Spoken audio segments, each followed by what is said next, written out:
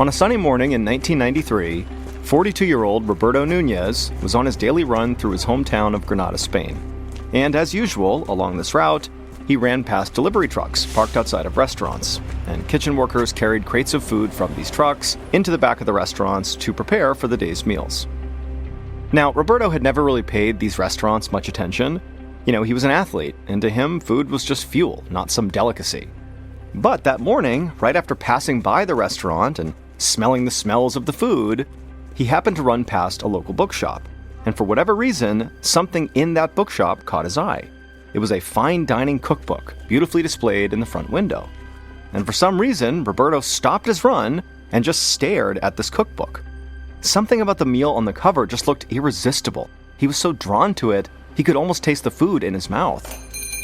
Moments later, Roberto found himself inside the bookstore, asking for a copy of that book.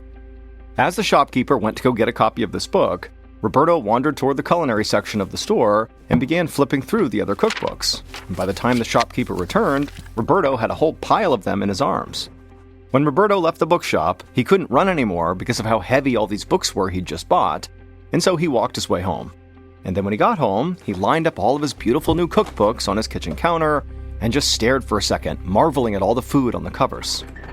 Then he went to his refrigerator to grab a container of yogurt, his usual breakfast. But now, as he stared down at the cup of plain, unflavored goop, his tongue seemed to recoil inside of his mouth. He felt like he could almost taste the plastic container and metal spoon before he even took a bite. Suddenly, Roberto's everyday breakfast seemed totally unappealing. And so for the first time in his entire adult life, Roberto decided to take himself out for breakfast. He walked to the nearest open cafe and read their extensive menu, and all the items sounded delicious. Unable to choose, he just asked the server to bring him the most popular dish and one of every side dish on the menu. 20 minutes later, Roberto's little cafe table was so full of plates, he could barely find a spot to set down his espresso mug. Roberto stuck his fork into a potato omelet seasoned with chives and garlic. He took a bite, and it felt like his tongue was exploding with pleasure. He'd had all these foods before, but they had never triggered a response like this. He felt a rush of joy as he leaned over his cafe table and devoured every bit of food his stomach could fit. A few weeks later, Roberto was pacing in his kitchen on the phone, making reservations at one of the most exclusive restaurants in Granada. For the past couple of weeks, he and his wife had been eating out for almost every meal. Roberto didn't know what had come over him. He'd never been a food person, but now he was spending nearly all his time researching the best restaurants in Granada and then making plans to dine at each of them. Meanwhile, his running shoes sat abandoned in his closet. In fact, he hadn't gone running even once this week. Roberto was a marathon runner, but his heart just was not in running anymore. He'd totally stopped counting calories and monitoring his carbohydrate and protein intake. His only long-term goal at the moment was a grand European road trip so he could try all the famous restaurants he'd been reading about. In fact, calling a travel agent was the next item on his to-do list. He intended to eat at every single Michelin-rated restaurant in the entire world. Roberto finalized another restaurant reservation and then hung up, marking the appointment on his calendar, and then he called the next restaurant on his list. 4 years later, Roberto sat at his computer typing up a restaurant review. By this point, his entire life now revolved around food. Every free second was spent eating, planning to eat, or traveling to the best restaurants all over the world so that he could write about them. Roberto looked a lot different now, too. Roberto had really not been running at all over the past few years, and between that and his sedentary lifestyle and new love of gourmet food, he'd gained a good 60 pounds. He'd had to buy a completely new wardrobe, but Roberto didn't mind. He'd actually never had so much fun in his life as he had now, being a foodie. The passion he now felt for food rivaled the sense of accomplishment he used to feel at the end of marathons. It was like he had finally found his real life's purpose. Roberto sat back in his home office chair and closed his eyes, trying to remember the subtlety of a glaze he'd tasted at lunch. He breathed in deeply, then sat up looking around. He breathed in again, and a warm, savory scent filled his nostrils. His entire apartment was suddenly filled with this heavenly aroma, even though he wasn't cooking anything at all. It took him a minute to place this wonderful smell, and then he had it. It was his mother's cooking, a spicy potato dish she used to make him when he was a kid.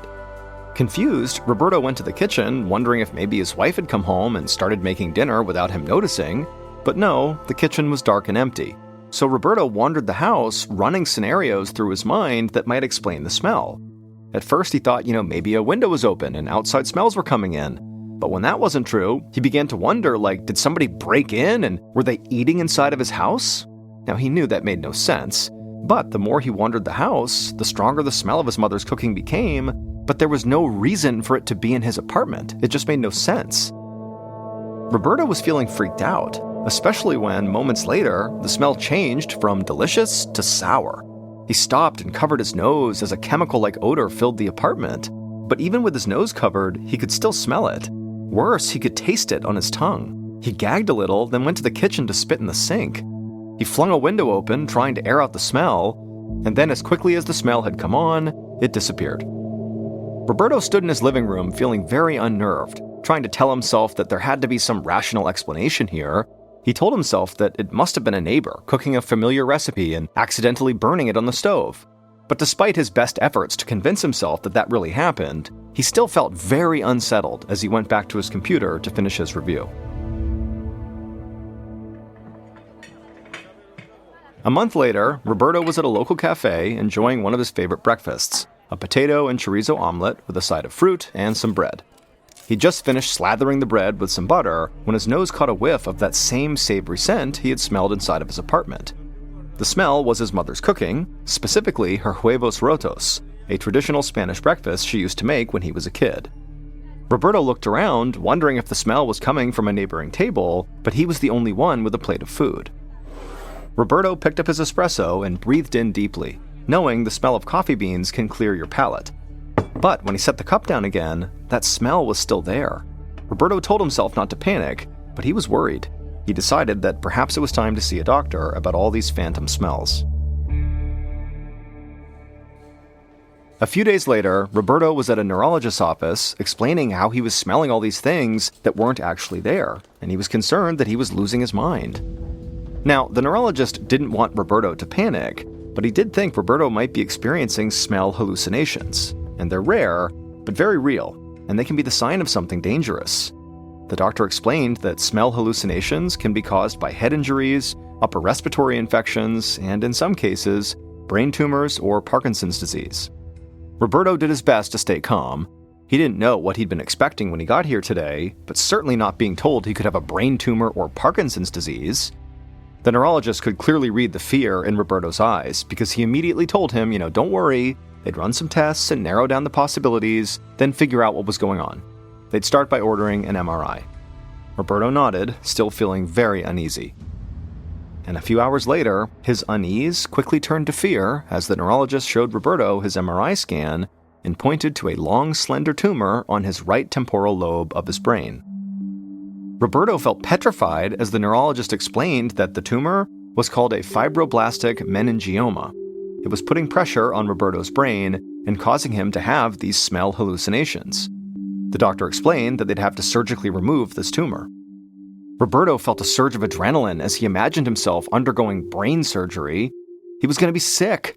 He bent over, his arms on his knees, trying to catch his breath. And at the same time, the neurologist assured him that they would take very good care of him. The doctor said he would be with Roberto every step of the way. Roberto stood up and nodded. He knew he needed to call his wife and break the terrible news.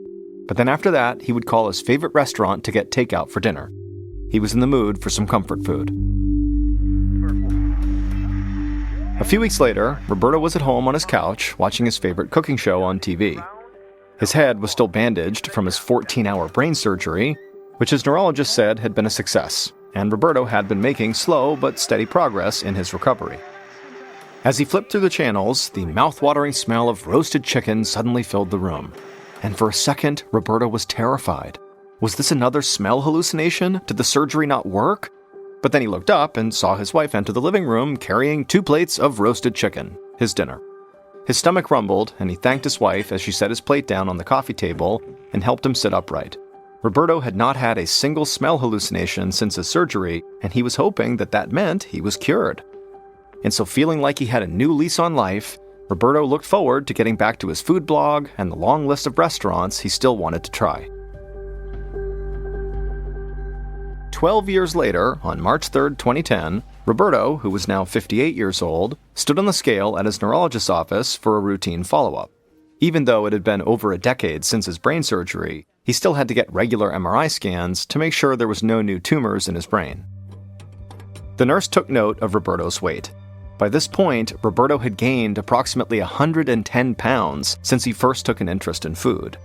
But this just didn't really bother him. He knew he'd been gaining weight steadily over the years, because after all, he ate rich and decadent foods for almost every meal, something he just loved to do. And besides, his career in food had really become quite incredible. Roberto was now a widely recognized and respected food critic. He wrote for prestigious magazines and gastronomy guides, and had been featured in a few newspapers. After that day's scan, Roberto waited inside of his neurologist's office, expecting the same results he got after every other appointment, all clear and good to go. Except this afternoon, his neurologist did not look too happy when he came through the door. He told Roberto that the MRI today showed a growing lesion and mild damage in the same areas where his tumor had been, and he believed that the lesion was likely left over from his surgery a decade ago. Roberto was shocked and asked the doctor if this meant more brain surgery. But the neurologist assured Roberto that this lesion was small. So small, in fact, they could very likely manage it without having to resort to surgery. Instead, they would do something called radiosurgery, which is when very focused beams of radiation are used to treat cancer cells in other tissue without any incision. Roberto liked the sound of that and scheduled the radiosurgery for later that week. A month later, Roberto parked his car along a street in Granada and adjusted his tie. Then he opened the passenger door for his wife, and the two of them began walking up the sidewalk on their way to a restaurant opening. And as they strolled along the boulevard, Roberto told his wife the good news. He'd had a follow-up doctor's appointment at his neurologist that afternoon. He'd completed his radiosurgery appointments at the start of the month, and now his neurologist told him that his lesion had shrunk by more than 25% and was no longer pressing on his temporal lobe. His neurologist felt optimistic that the lesion would soon be gone, and Roberto would be in full remission. As they neared the restaurant, Roberto's wife gave him a kiss and told him this was fantastic news. She was so relieved.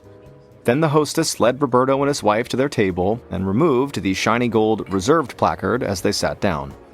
The new restaurant was buzzing with anticipation. It was chock full of well-dressed diners, all clearly looking forward to an excellent night of food. A server came out to pour wine, and moments later, Roberto's first course was set down in front of him. But for some reason, it didn't look appetizing. He stared down at the food, trying to conjure some of the excitement he'd been feeling just moments ago, but he couldn't have been less interested. In fact, he kind of just wanted to leave and go home and get a good night's sleep.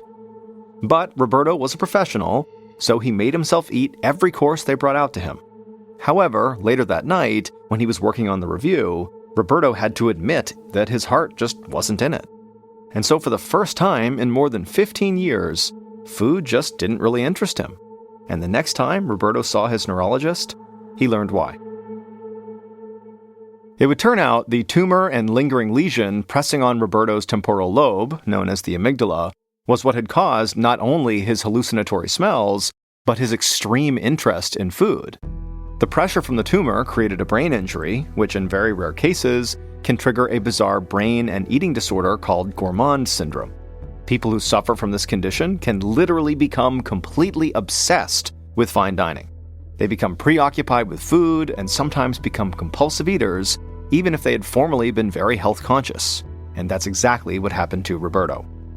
Once Roberto's tumor was removed and the lesion was finally reduced, Roberto's love for food basically completely faded. However, despite that, Roberto did not give up on his career. He kept working as a food critic, even if his job was not nearly as enjoyable as it was before.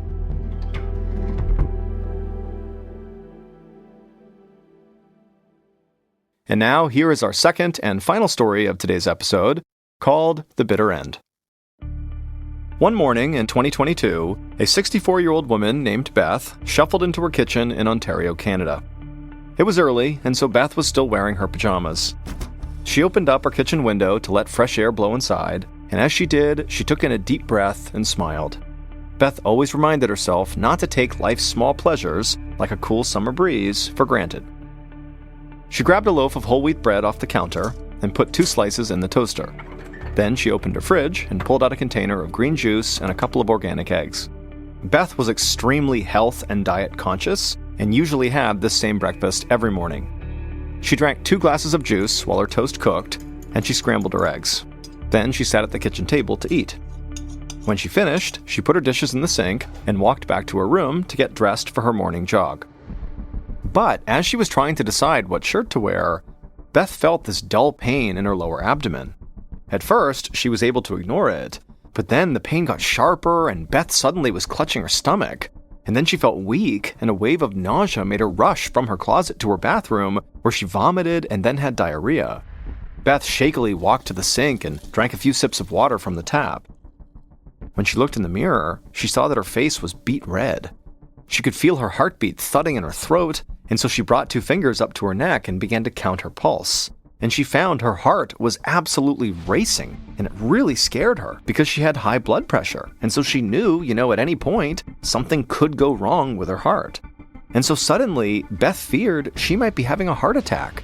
She stumbled back to her kitchen, she grabbed her landline phone off the counter, and she dialed 911. Less than half an hour later, Dr. Jacob Adams heard a siren blaring as an ambulance pulled up outside of the University of Ottawa's Montfort Hospital. A paramedic hopped out of the back of the vehicle and rushed into the emergency room, shouting to the doctor that, "Hey, we have a patient who's in shock here." And so Dr. Adams immediately ran with the paramedic out towards the ambulance, knowing he had a very sick patient on his hands. Shock occurs when a person doesn't have enough blood circulating throughout their body, and left untreated, it can rapidly lead to organ damage or even death. And this patient, Beth, was already in bad shape. The paramedic said that she was vomiting, she had diarrhea, and her blood pressure was dangerously high. Another paramedic followed closely behind the first, and together, they brought Beth into the emergency room on a gurney. Dr. Adams saw how pale and confused she looked, and knew there was no time to waste. He directed the EMT to wheel Beth into the nearest exam room, while the other paramedic briefed him on Beth's medical history. They told the doctor that Beth had been relatively healthy until today, but she had been taking medications for 2 conditions, high blood pressure and a thyroid deficiency that can leave patients feeling tired and looking pale. Otherwise, she was taking no other drugs. She didn't even take vitamins or over-the-counter supplements. The paramedic said Beth had deteriorated right before their eyes.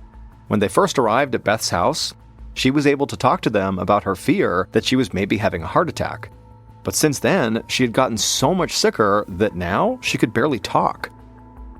Dr. Adams nodded and thanked the paramedics for bringing her in. Then he watched as the ER nurses went to work on their very unstable patient. One nurse checked Beth's temperature, another inserted an IV needle, and a third wrapped a blood pressure monitor around her arm. At first, it showed that Beth's blood pressure was elevated, but suddenly, it plummeted 100 points. Beth's arms went limp, and she looked like she was struggling to breathe. And so within seconds, Beth's blood pressure had gone from being dangerously high to being so low that she could lose consciousness any second. Dr. Adams took one of Beth's hands and squeezed her fingers, making her skin turn white. He waited for the color where he squeezed to come back, but it took an unusually long time. To Dr. Adams, this was extremely worrying. It meant Beth's blood circulation had become dangerously sluggish. Before they could do anything else, Dr. Adams knew he would need to stabilize Beth's condition. He asked a nurse to start her on an IV fluid drip, and almost as soon as the fluids entered Beth's bloodstream, her blood pressure started rising and her breathing returned to normal. After a few minutes, Beth began to speak, albeit in a strained voice, saying that her stomach was killing her. She said she kept getting these horrible, sharp cramps in her lower abdomen. Dr. Adams assured Beth they would figure out what was going on, but they had to perform a lot of different tests as quickly as possible to do that. And so he told her the best thing she could do was try to stay calm and just focus on her breathing. Beth looked scared, but nodded her head in agreement. Then Dr. Adams called in 3 different medical technicians who all surrounded Beth. One of them took vials of her blood, another examined her abdomen with an ultrasound machine, while the third performed an EKG to test her heart function. Meanwhile, Dr. Adams stood off to the side and considered all of his patient's symptoms, and he began to think about a couple of different things that could have caused her to go into shock. maybe she was having an allergic reaction, or maybe she swallowed some kind of poison, or maybe she was fighting a severe infection. Now, the first two, allergic reaction and poison, were tough to address right now, but the severe infection could be treated right away. So Dr. Adams called for a nurse to start Beth on broad-spectrum antibiotics, hoping this would stop a potential infection in its tracks. While a nurse gave Beth a dose of antibiotics through her IV tube, one of the medical technicians finished taking Beth's blood. Dr. Adams told him to have the blood tested for signs of infection, and also to run an emergency toxicology test to see if there were any traces of poison inside of Beth's body.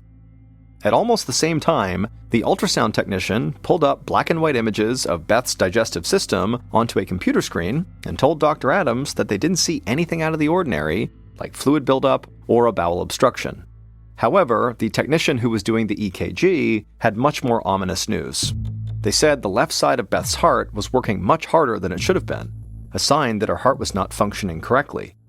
It could mean that the right side of her heart was failing, and so as a result, the left side was trying to make up for it, which Dr. Adams knew could easily put Beth's life in danger.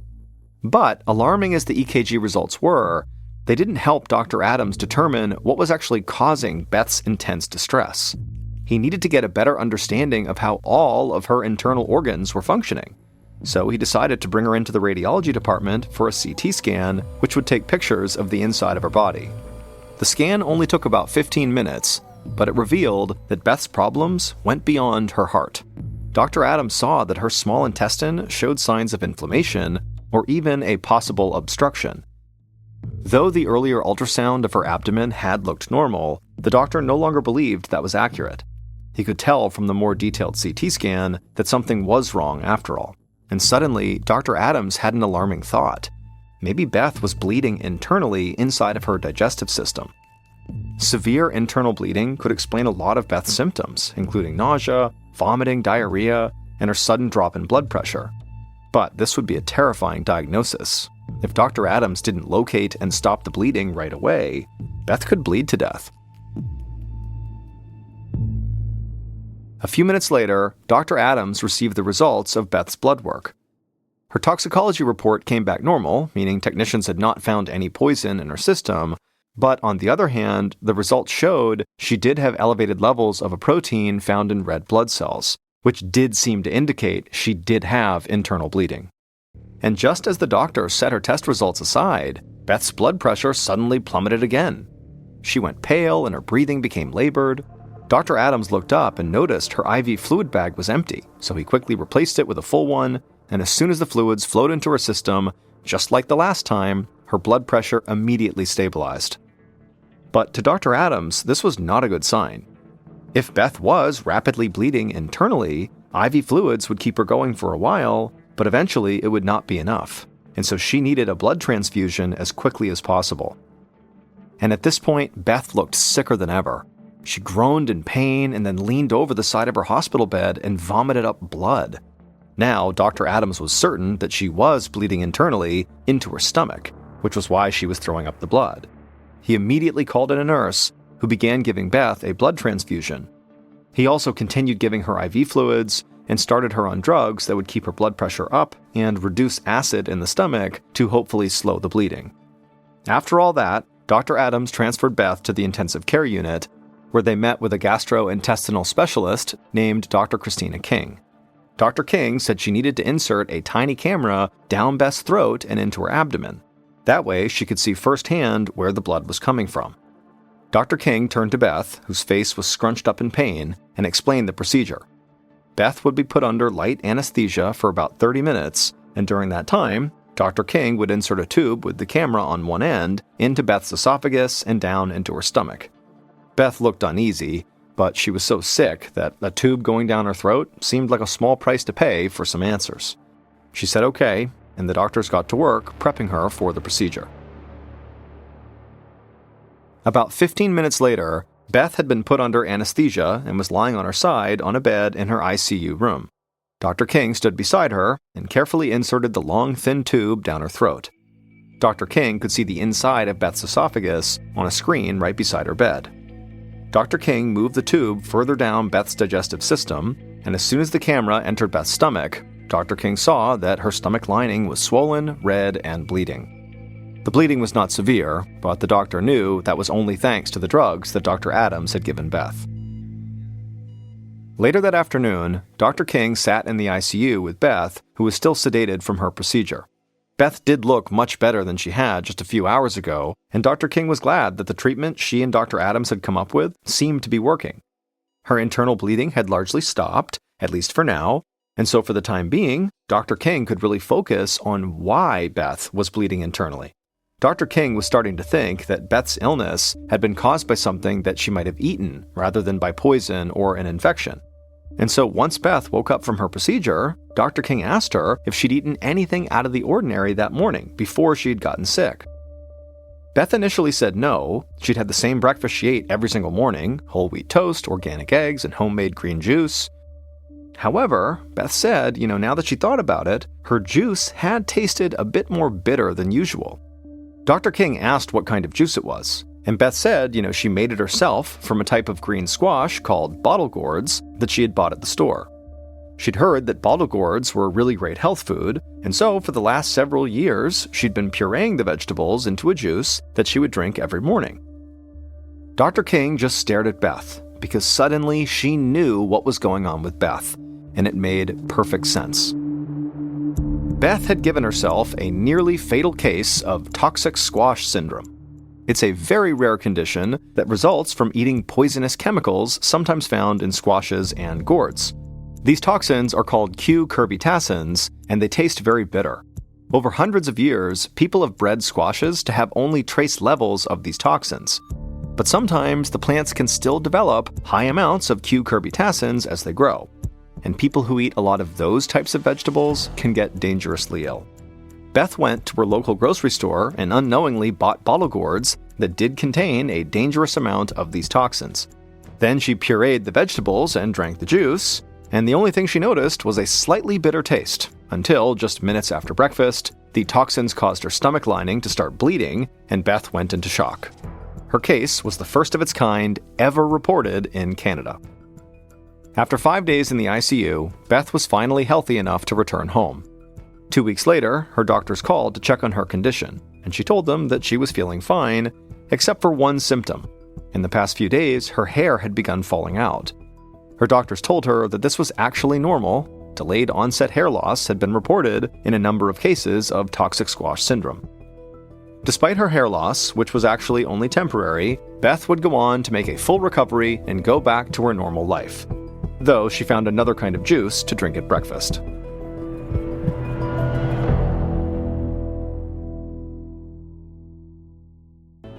At around 9:30 p.m. on Christmas Eve 1992, 18-year-old Danita Gillette finished up her shift at Rally's, a fast food hamburger restaurant in her hometown of Dayton, Ohio.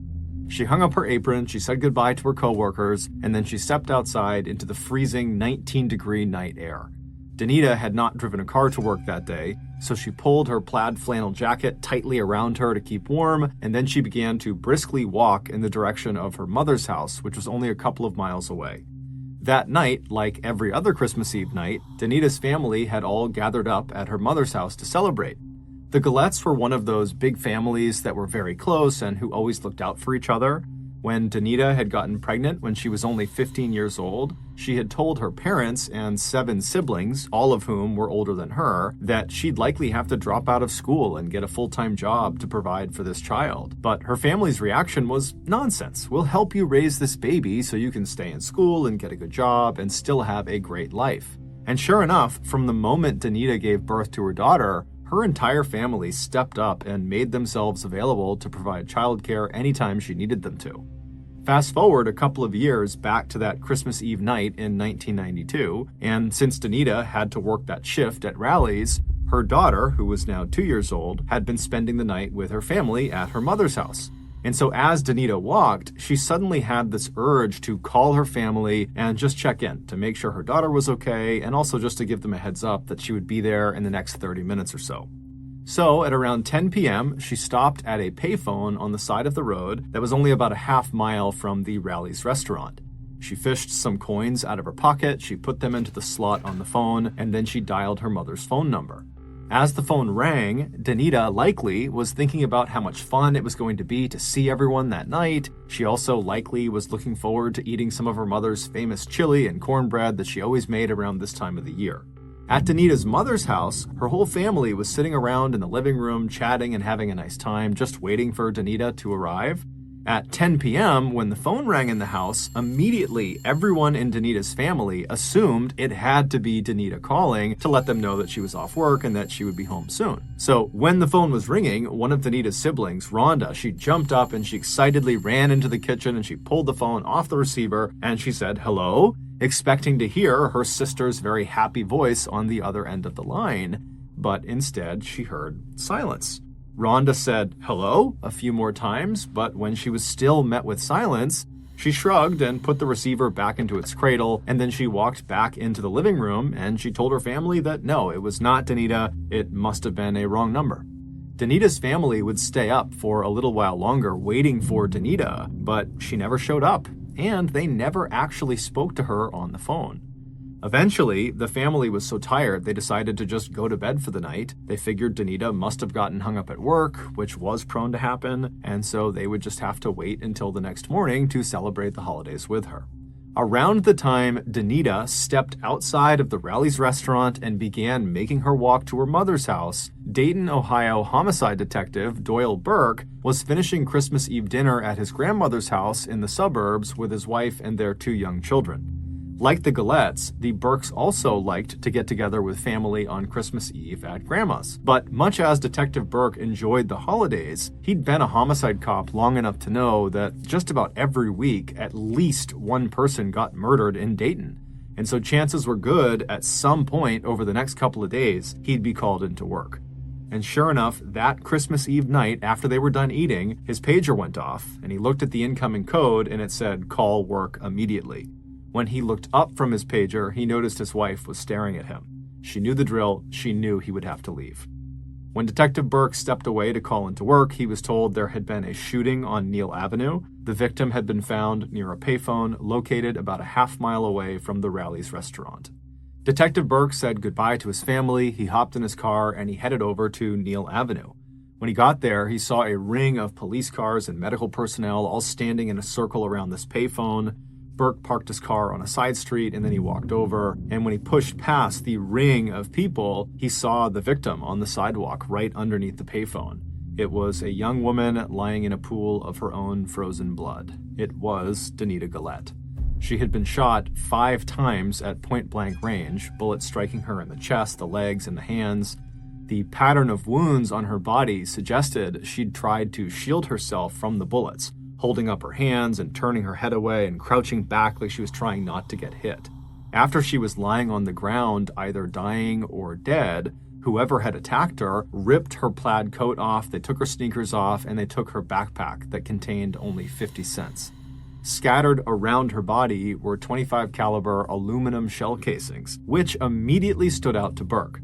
That type of ammunition was distinctive. It was generally only used for target shooting because it was not a very powerful ammunition. However, obviously, it was still lethal at close range.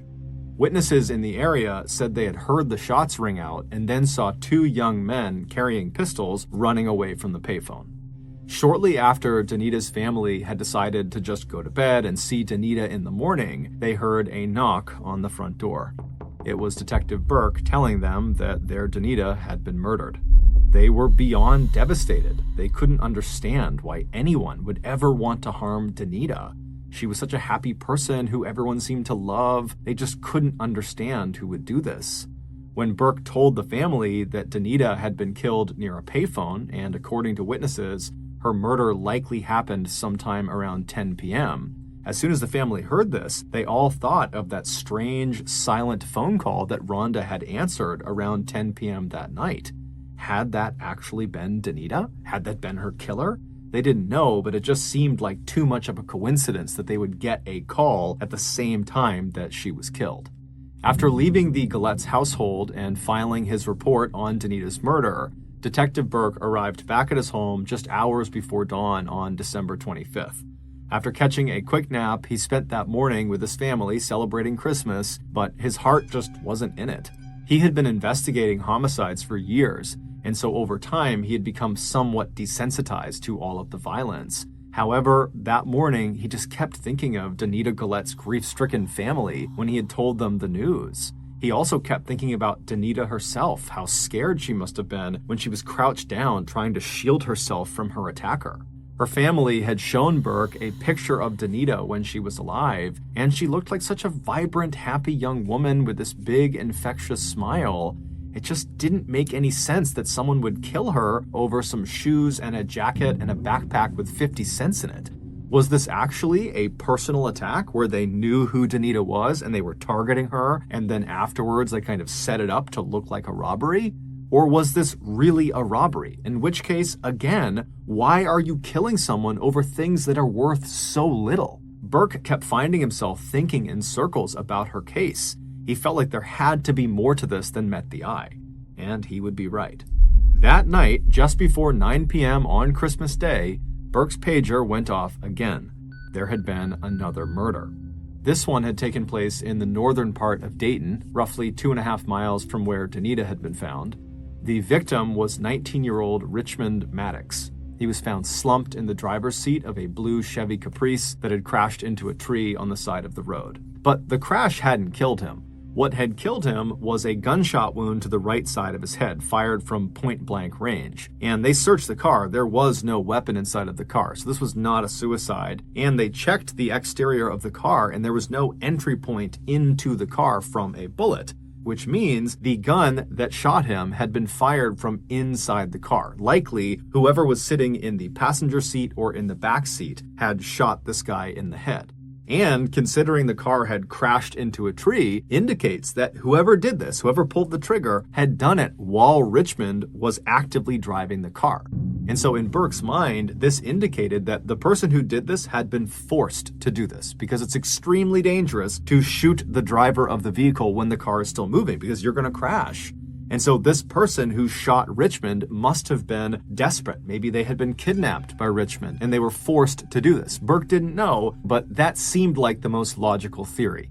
When police spoke to witnesses in the area, they told the police that they heard the crash and then they looked outside and they saw what looked like a short young woman, probably a teenager, get up from the ground near the car and then start running away with a limp. Even though no shell casings were found in or around Richmond's car that could, in theory, link his murder to Danita's murder, Burke still had a hunch that these two murders had to be connected. They had occurred less than 24 hours apart, so back to back, and the bodies were found less than a couple miles apart. And in Burke's experience working in homicide, coincidences rarely occurred. Things happened for a reason. And in Burke's mind, he's thinking, these murders are connected. I just got to figure out what the connection is. But Detective Burke's investigation into Richmond Maddox's death only seemed to further complicate things. Richmond's family, who were stunned at the news of his murder, had no idea who would want to kill him, or who the girl fleeing the scene could possibly be. The only girl in Richmond's life that the family could think of that might have been in the car with him was his ex-girlfriend, 16-year-old Laura Taylor, who they described as being very sweet and polite. But when Burke went to Laura Taylor's house on the morning of December 26th to interview Laura, he was in for a shock. Laura had apparently not been home in several days, and her parents were very worried. Hearing that their daughter's ex-boyfriend had been killed, they feared the worst, that something terrible had also happened to Laura. But before Detective Burke could even begin to process this new information, that now, in addition to two strange murders, he also now had a missing juvenile, who very well could be the key to solving what was happening, unbelievably, while he's thinking about all these different things, Burke felt his pager vibrate again. There had been another shooting. This time inside of a mini-market convenience store that was only 3.5 miles south of where Richmond Maddox had been found. This time, there were two victims. Both were still alive, but they were in critical condition. 38-year-old Sarah Abraham was a classic American success story. After immigrating to the United States from war-torn Ethiopia, she and her family worked hard and established businesses in the Dayton area that included a restaurant and a few convenience stores. The convenience store where this shooting took place was the location where Sarah spent the majority of her time. On the day after Christmas, while Detective Burke was speaking to Laura Taylor's family, Sarah Abraham said goodbye to her 3 young children and then headed out the door to go open the convenience store for the day. Once she arrived and she opened the store and went inside, a 71-year-old regular named Jimmy Thompson came in and he stood by the register to chat with her about the holidays. And then at some point, a middle-aged man named Jones Pettis came inside as well, and he began browsing down one of the aisles. A few minutes later, a teenage girl came up to the register and tried to buy a pack of gum, but she was 5 cents short. Jimmy cheerfully reached into his pocket and gave her a nickel. She smiled, took the nickel, put it on the counter, and then she took the gum and walked out of the store. Then, a few minutes after the girl had left, 2 young men entered the store, each holding a pistol. Sarah and Jimmy immediately threw their hands up over their head, and Sarah told the gunman, take anything you want. We'll give you all the money we have. Please just don't shoot us. One of the men barked at her to open the cash register and give them all of her money. And so with shaking hands, Sarah reached down and she opened the register. She pulled all the money out. She gave it to them, and then she kept her hands up. She had given them everything they had wanted. But for some reason, the man who had taken the money from her still raised his pistol up. He put it right in her face and he fired 2 shots. One went straight through her mouth and the other went through the top of her head. And then, after she collapsed to the ground, the men began shooting at Jimmy, but amazingly, they missed him despite being right in front of him. And Jimmy, who was thinking on his feet, immediately threw himself kind of over the counter and acted like he had been mortally wounded. And so the gunmen, believing Jimmy was down as well, they turned around and they began walking out of the store. But as they were leaving, they noticed Jones Pettis, who was trying to hide at the end of one of the aisles. And so they just fired at him, striking him in the hand and in the stomach. Then the 2 gunmen left, they hopped in a car, and they fled. Paramedics would rush Sarah Abraham and Jones Pettis to the hospital. Jones would survive, but Sarah would die from her injuries 5 days later. When Detective Burke arrived at the convenience store that morning, the other officers who were already on scene told him that Jimmy and Jones had not gotten a good look at the shooters. They just said that they were 2 young men and that they didn't recognize them. After being told this information, Burke stepped inside of the convenience store to have a look around. He was already operating on the idea that this attack had to be linked to Richmond Maddox and to Danita Gillette, because again, the proximity and time to the other murders was just too much to overlook. That couldn't be a coincidence. And sure enough, right as Burke stepped into this store, this hunch of his seemed to be confirmed, because on the blood-stained ground near the counter were several .25 caliber aluminum shell casings, the same distinctive ammunition type that was used in Danita's murder. At this point, Burke was fully convinced these murders had to be linked. But the victims didn't make sense. It would turn out none of the victims' families had ever heard of the other victims or their families. None of the victims worked together or went to school together or had any interaction at all. It just seemed like the victims were kind of random. But as Burke and his partners were discussing how these crimes could be linked, Burke got yet another call. There had just been an attempted shooting at a Dayton gas station. When Burke arrived, they found this hysterical woman named Kathy Henderson, who earlier had been putting air in the tires of her black 1989 Dodge Shadow. When 2 young men pull into the parking lot, they hop out of the car and they walk right up to her. They raise their guns at her, and then one of them says, "You're gonna die today." And then the 2 men just started shooting at her. And amazingly, she managed to not get shot and she was able to run to safety, but the 2 men stole her car. The bullet casings that were found at the scene of this crime were, unsurprisingly, the same distinctive aluminum variety. Clearly, whoever was behind all of these shootings was not showing any signs of slowing down. And so by now, these shootings in Dayton had attracted so much attention that it was not only all over the local media, but it was all over the national media. This was all anybody in the country was talking about, that there was just these rogue people running around Dayton shooting random people, and the police apparently couldn't stop them. And so panic was spreading like a wave amongst Dayton residents and surrounding areas. It didn't seem to matter who you were or what you were doing. Suddenly, everyone felt like they could be next. On the evening of December 26th, shortly after Kathy Henderson's carjacking was reported, Dayton Police Sergeant John Huber was in his patrol car cruising the northwest neighborhood of Dayton when an all-points bulletin came across his radio.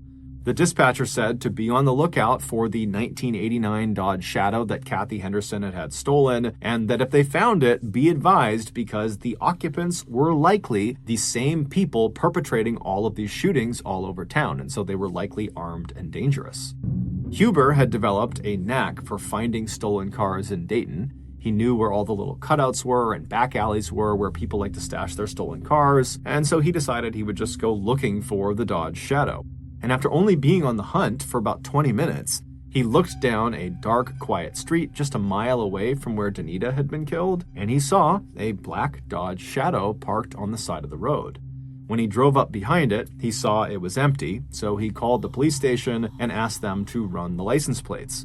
And when they called him back, they told him that the plates did not belong to a black Dodge Shadow. They belonged to a blue Pontiac Grand Am, and that the Grand Am was registered to a 34-year-old man named Joseph Wilkerson. Sergeant Huber was confused and thought maybe he had given them the wrong plates, but then he noticed, parked a little ways down the road ahead of the Dodge Shadow, was a blue Pontiac Grand Am. And so on a hunch, Huber drove forward and he took down the Grand Am's license plates and he called back into the police station and he asked them to run those. And they would come back and they would say, well, it turns out the plates on the Grand Am are the plates that should be on Kathy Henderson's Dodge Shadow. Meaning, clearly, in an effort to cover their trail, the suspects had switched the license plates between these two cars. And so naturally, Sergeant Huber picked up his radio and he asked if Joseph Wilkerson had reported his car as stolen. And after a few moments, the radio crackled back from headquarters that no, Joseph Wilkerson had not reported this car stolen. So Huber immediately became very suspicious of this Joseph Wilkerson person and told headquarters they should really send someone over to Joseph's property to talk to him, since most likely he was either one of the shooters or was involved in some way with all of these shootings. Huber said he would stay put on this road and he would stake out these two vehicles and wait to see if anyone came back to claim them. Detective Burke and his team were the ones dispatched to go check out the Wilkerson property. It was a small single-floor white house that was located only about 2.5 miles from where Danita had been killed. Burke opened the front gate that surrounded the property and he walked along the pathway up onto the front porch and he knocked on the front door, but there was no answer. Burke called out that, hey, it's police, you gotta open up, but there was silence in the house. Burke left the porch and walked around to the back of the house and knocked on the back door, but still no one came to the door. However, as Burke and his team stood around the back of the house, they all started to smell something awful. It was this putrid smell that was definitely coming from inside the house. They didn't know what the smell was, but given the circumstances and frankly the urgency to figure out who is behind all these shootings, they decided this smell constituted potential foul play, and so they kicked in the back door and they made entry into the house. Immediately, the smell picked up tenfold. It smelled absolutely horrible inside this house. And just from a quick glance around the inside, it was very obvious this house had been ransacked. Somebody had robbed this house. All the drawers and cabinets had been opened. There was trash and clothing and random pieces of electronics all over the ground. And so the police, they have their guns out. They're scanning around the room and they're yelling out, "Police, if you're here, show yourself. We're coming in." But no one showed themselves. It was all silent in the house. And so the police began carefully stepping through the house, and they eventually turned right and began walking down this one central hallway that seemed to lead to kind of a back room that looked like maybe a bedroom at the end of the hall. And as they're walking down this hallway, the smell is getting stronger and stronger. And then finally, they get to the end of this hallway and they look into this room and they can see what is causing the smell. There on the bed in this room was 34-year-old Joseph Wilkerson.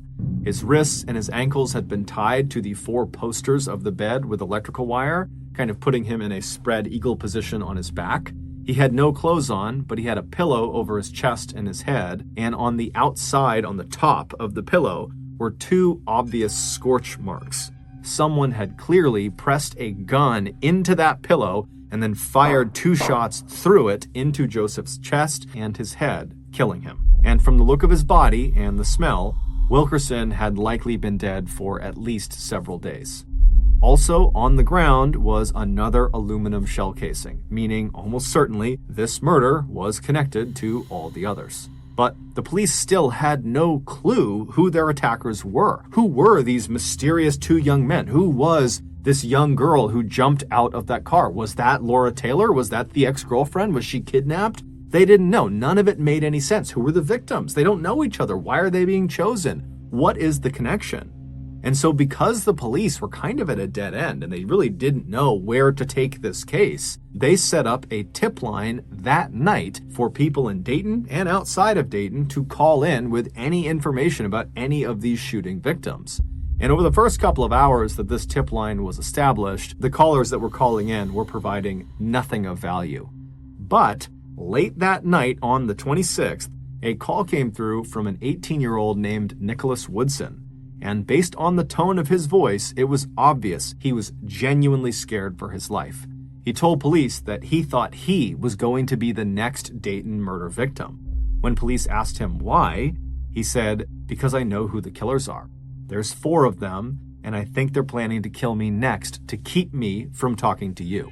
While the police spoke with Nicholas, Sergeant Huber was still hiding out in his patrol car, watching the Dodge Shadow and the Pontiac Grand Am from a distance. He was kind of hidden behind some trees. And at some point, he saw movement in an apartment building situated just opposite where these 2 vehicles were parked. 3 young people walked out of the building. They walked down the front steps out onto the road. And as they crossed over the road towards the 2 vehicles, they were illuminated by the streetlight, and Huber could clearly see there were 2 young men and a small young woman. One of the men climbed into the driver's seat of the Dodge Shadow, while the other 2 climbed into the passenger and back seat of the Shadow.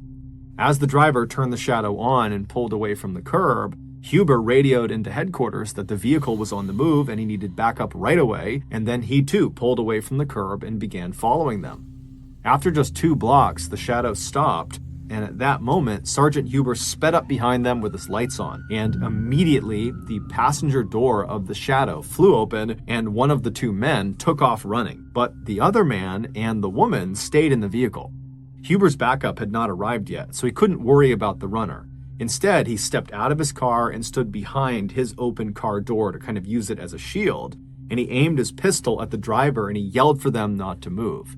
Inside the Dodge, the interior light was now on, and it showed the man was still sitting in the driver's seat, not really doing anything, and the young woman who was in the car, who was in the back seat, she was becoming hysterical, and she was screaming at the driver to shoot him now, shoot him now!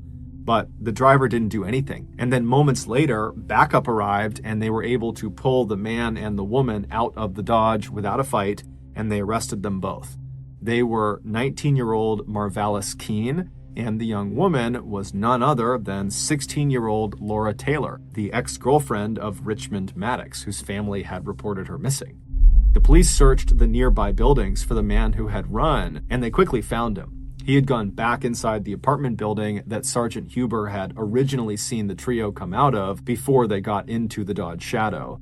The runner was 17-year-old DeMarcus Smith, and with him in the building he was attempting to hide inside of was 20-year-old Heather Matthews, and she was actively trying to hide DeMarcus. And so both of them were arrested as well.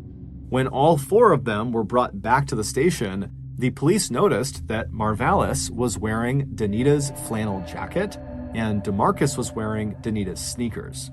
Additionally, while these 4 were being processed at the police station, a call came in from a team of police investigators who were searching the Dodge Shadow, and they would say that they recovered 2 guns, a .32 caliber Derringer pistol and a .25 caliber pistol that contained the same distinctive aluminum ammunition that was used in almost all of the murders. The police had just caught their killers, and they would soon find out they had done a lot more damage than the public was aware of. The police would interrogate all 4 of them that night, starting with Laura Taylor, who they thought would be the easiest to get information from because she was 16, so she was the youngest, and she was considered to be very kind and thoughtful. But Laura would remain silent for the entire long interrogation, and when she was asked at some point if she wanted to take a break to go use the restroom, she just stood up and urinated directly onto the floor and then sat back down again in silence. But Laura was the only one who acted tough. The other 3 talked, and before long, the police heard the whole awful story of what they had done. It all started back on the night of December 24th, Christmas Eve. Laura, Heather, and Marvalis were sitting around together talking about how they needed money. And at some point, Laura suggested they rob a guy she knew, Joseph Wilkerson. She said he probably had lots of nice things in his house, and I know he has a car, so we can take all of that. The other two liked the idea, and so Laura called Joseph and asked him if he wanted to be a part of an orgy with them, and Joseph said yes. So the trio walked over to Joseph's house, he let them in, and then the two girls and Joseph walked back into that back bedroom while Marvalis sat on the couch in the living room. In the bedroom, Joseph laid on the bed and he took his clothes off, and Heather and Laura pretended to start taking their clothes off when suddenly Marvalis, as planned, came bursting into the room with his pistol held out in front of him. He aimed it at Joseph and told him not to move, and then he ordered Heather and Laura to tie Joseph's hands and ankles to the four posters of the bed. Joseph immediately begins to beg for his life and tells them they can take anything they want in the house. Anything in this house, it's yours, just please don't shoot me. Marvalis instructed the girls to go search his house for valuables. And so while Marvalis is standing there with the gun aimed at Joseph, perhaps in an attempt to kind of bargain his way out of this, says to Marvalis, hey, I have a really amazing gun, a .32 caliber Derringer that I have hidden in the garage. If you want it, I can tell you where it is. And so Marvalis was totally interested, and he said, yeah, tell me where it is. And so Joseph explained where to go in the garage, and so Marvalis left the room, he went into the garage, and he would eventually find this little gun, this .32 caliber gun. And then when Marvalis walked back into the bedroom with Joseph, he promptly walked over to Joseph, grabbed a pillow, he put it over Joseph's chest. Joseph is just looking up at him, wondering what he's doing. And then Marvalis took this new gun, this .32 caliber Derringer, and he pushed it into the pillow, so it was aiming straight down at Joseph's body. Joseph pleaded with him not to shoot him, but Marvalis pulled the trigger and he fired a shot through the pillow into Joseph's chest. Joseph began screaming, and then he made this guttural sound and his whole body began to shake. And so the other two girls, they heard the sound of the shot, so they came running back into the bedroom. And when they saw what was happening, they just stood there. And then Laura looked over at Marvalis and said, hey, can I shoot him too? And Marvalis says, sure. And he hands her the .32 caliber Derringer, the one they had taken from the garage. And Laura takes the gun. She walks over to the still shaking Wilkerson. She repositions the pillow on his face. She pushes the Derringer into the pillow, aiming right at Joseph's face. And then she pulls the trigger, but it doesn't fire. And so frustrated, she turns away from Wilkerson, who's still making all sorts of noise. He's still shaking. And she walks over to Marvalis and says, let me use your gun. And so Marvalis pulls out a .25 caliber gun. It was his gun. It was the gun that used aluminum shell casing rounds. And he hands it to Laura. And so Laura hands him the Derringer. She takes the .25 caliber. And then she walks right next to Joseph again. She grabs the pillow and makes sure it's flush to his face. She puts the .25 caliber gun up against the pillow, aiming it right at Joseph's face, and then she pulls the trigger. This time the gun would fire, and as soon as it did, Joseph's body stopped shaking and he went limp. As the trio stood there staring at Joseph Wilkerson's lifeless body, they all realized something. Killing was actually quite fun. The trio left the bedroom and began eating Wilkerson's food and watching his TV and looking for things to steal, all the while happily talking about how amazing the killing experience had just been. Eventually, though, their killing high had worn off, and they realized that Wilkerson did not have any cash in the house, and really, he didn't have nice stuff in his house, so they couldn't really even sell very much of it for very much money. And so they decided they needed to go rob somebody else to get the money they needed. But first, they recruited another friend of theirs, DeMarcus Smith, to come over and join them. When DeMarcus arrived, he, along with Laura and Marvalis, left Wilkerson's house, leaving Heather behind to watch over the place. The trio walked away from the house towards town, keeping an eye out for anyone who was out alone and could potentially be an easy target to mug. And eventually, around 10 p.m., they spotted a young woman they didn't know standing near a payphone. It was Danita, and she was fishing coins out of her pocket to put into the phone. By the time Danita had finished dialing the number of her mother's house, she heard the sound of Marvalis and DeMarcus come running up behind her, and when she turned around, she saw they had guns pointing at her, so she dropped the phone. Then the two men demanded she give them her shoes, which she instantly did, but then, simply because he thought it would be fun, Marvalis still just started shooting her. So he shot Danita 4 times, And then DeMarcus, who had not been a part of the Wilkerson killing, just immediately joined in, and he shot her a 5th time. After she was laying on the ground, dead or dying, the two men yanked her plaid jacket and her backpack off, and then they ran back to Laura on the other side of the road, and the trio retreated back to the Wilkerson house. When Danita's sister, Rhonda, picked up that phone call around 10 p.m. and was met with silence, that really had been her sister Danita calling, but Danita had died literally seconds before the line had connected. Even though, once again, their robbery target did not yield them very much in terms of monetary value, the friends felt like this second murder was still a really good thing. It was a turning point for them. They felt invincible. Killing was the best high that any of them had ever experienced. So in some ways, it didn't matter that they weren't making any money out of these robberies. It was the killing part they liked. To celebrate their murders, the four friends threw a party that night at Wilkerson's house. So Wilkerson's dead body is just literally decomposing in the bedroom. They just shut the door during this party. One of the people who showed up to this party was Jeffrey Wright, one of Heather's former boyfriends. And at some point in the night, Heather and Jeffrey got into this huge argument, and Jeffrey grabbed Heather by the hair and started dragging her into a back room. And so, drawn by the commotion of this, Marvalis burst into the room after them and chased Jeffrey, who leapt out of a window. Marvalis jumped out of the window after him and then began shooting at him, hitting Jeffrey 4 times in the legs as he ran away. Miraculously, Jeffrey would make it to a hospital and he would survive, though he would not go to police and tell them what happened. Seeing Heather's ex-boyfriend get shot excited Laura, and she decided she wanted to shoot her ex-boyfriend too. So the next day, on Christmas, Laura called up Richmond Maddox and asked him if he wanted to have sex with her at a nearby motel. When he said yes, she told him he would have to pay for the motel, so bring cash. Richmond agreed, and when he arrived at the designated meeting place that day, Laura climbed into the front passenger seat next to him, knowing full well she was going to kill him and steal the money out of his wallet first chance she got. But after they took off, Richmond looked in his rearview mirror and he saw Marvalis and DeMarcus following them in a car.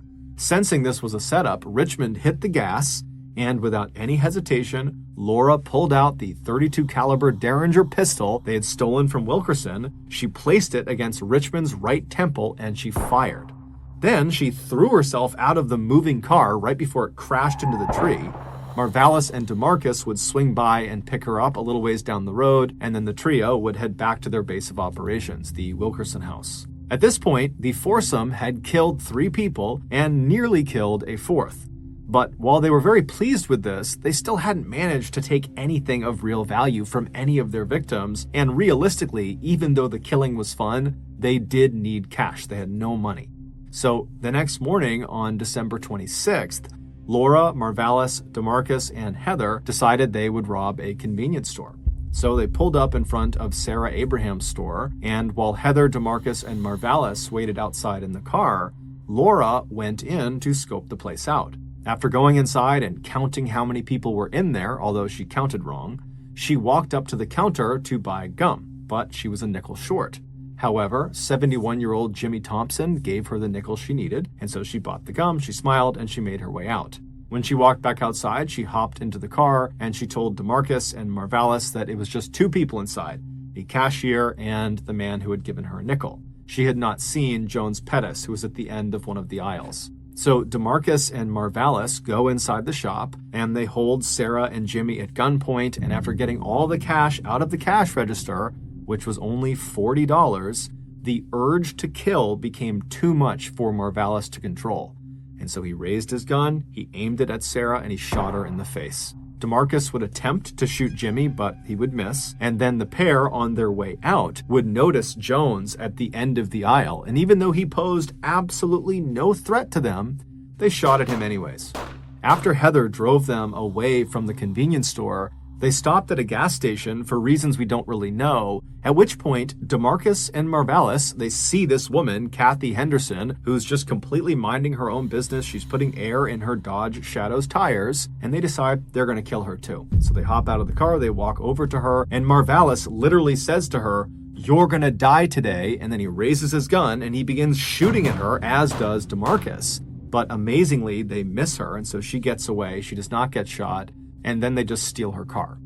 Even though by now, the foursome had left behind an astounding amount of evidence that 100% was going to get them caught eventually. Despite that, their only fear at this time was that two of their friends, 18-year-old Marvin Washington and 16-year-old Wendy Cottrill, might snitch and turn them in.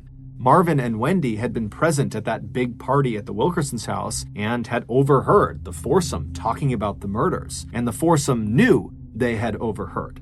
But strangely, Wendy and Marvin were not the only people at that party who had overheard them. 18-year-old Nicholas Woodson was also at this party, and he overheard, and they knew he overheard. But for some reason, the foursome had identified Marvin and Wendy as the most likely to snitch.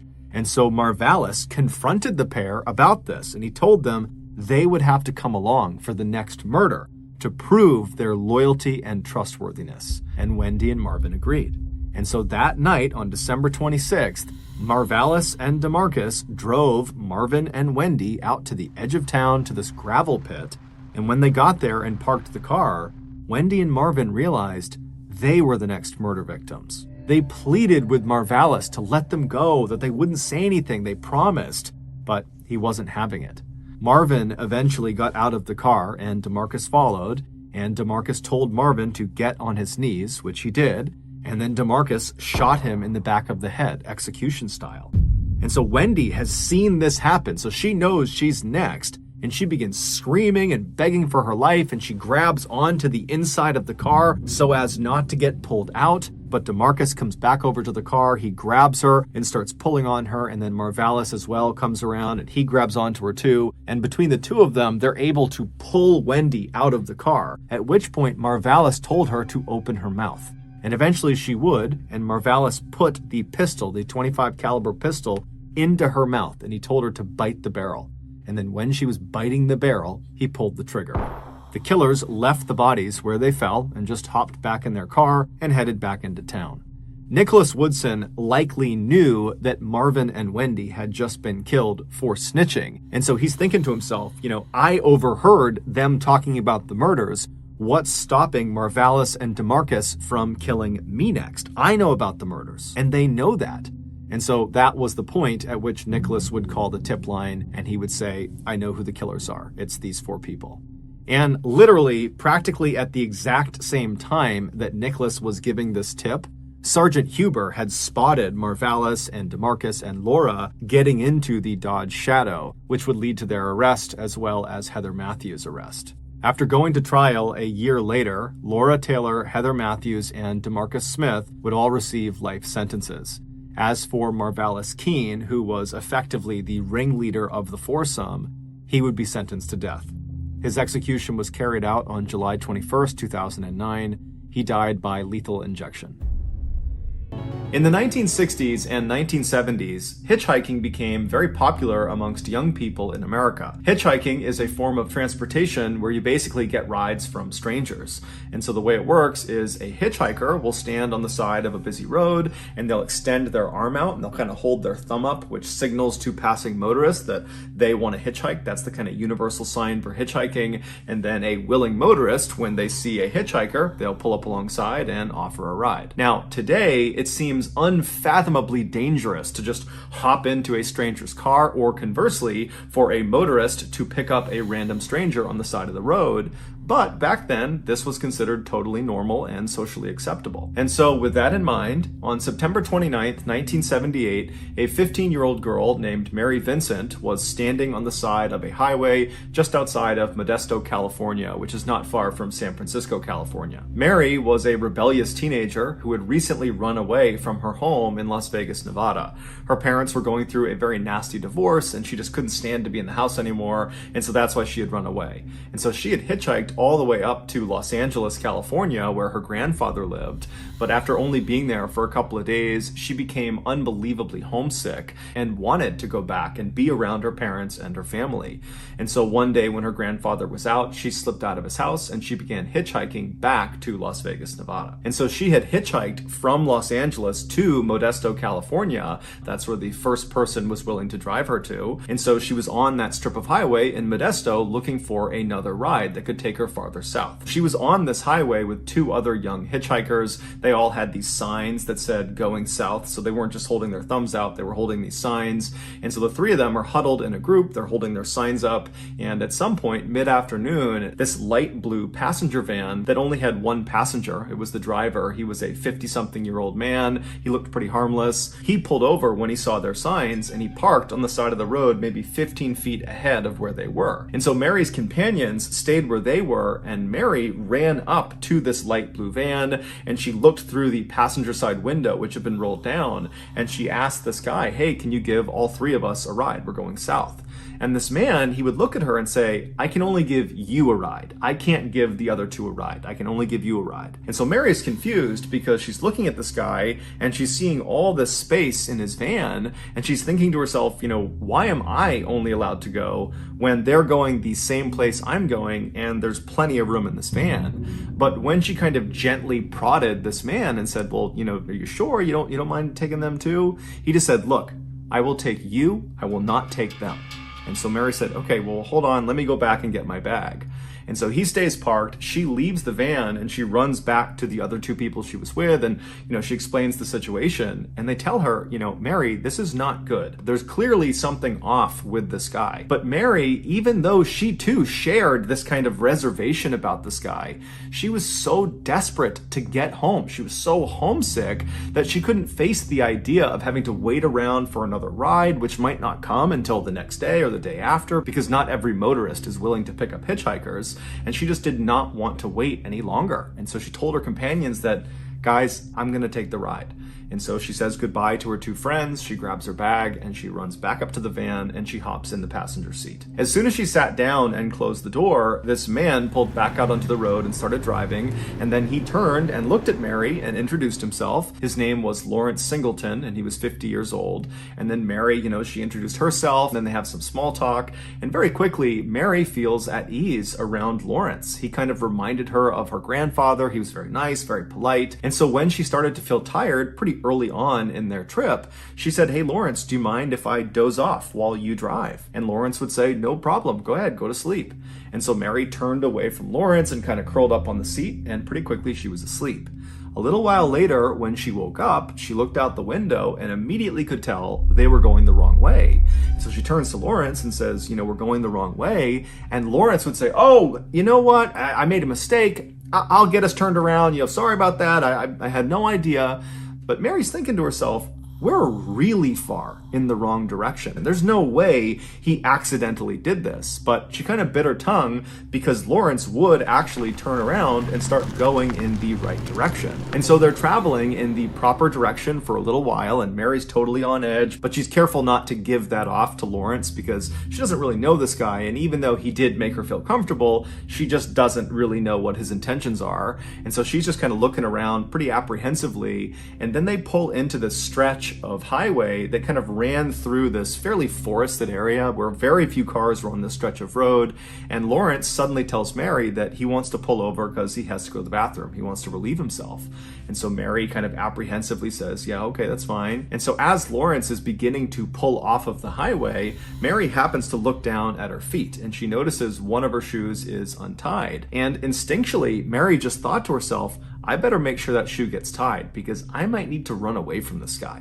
But she didn't want to reach down and start tying her shoe. It was kind of awkward because the space was small and she was worried it would be kind of suspicious if she did it. And so she thought, okay, as soon as we pull off, I'll get out of the car and I'll tie my shoe. And so Lawrence, he pulls over, but he doesn't just pull over onto the shoulder of this road.